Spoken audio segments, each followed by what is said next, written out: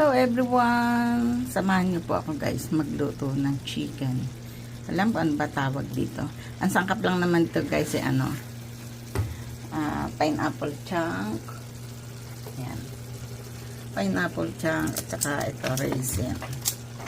Ayan. Tomato sauce. Ilagay akong konting asukal, sibuyas, konting paminta, at saka nilagay ko ng isang patatas at saka isang carrots para naman may gulay akong makain. Chicken to guys. Ayan. Pasensya na, nakalimutan na naman si Mami lang yun na mag video na simula. Malapit na guys, so inaano ko na lang kasi malapit na siyang maluto. At saka templado na siya. Ayan.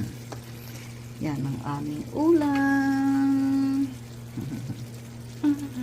Kayo guys, anong ulam niyo? Ito ang paboritong ulam ng biyanan ko nung nabubuhay pa. Basta may tawag siya rito, nakakatawa.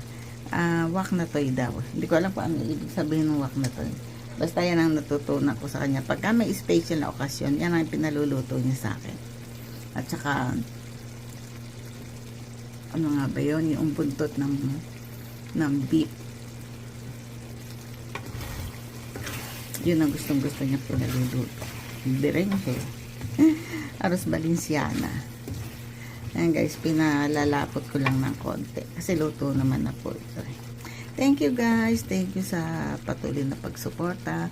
Kanina po hindi ako nakapag-reply dahil nasobrahan po ako kaninang madaling araw. At ako po ay nabigyan na naman ng leksyon ni Meta. Kapares po ng isang araw ba yun, di rin po ako nakapag-reply. Kasi yun, nabigyan na naman ng parusa. Ngayon po, itatry ko po mamaya guys.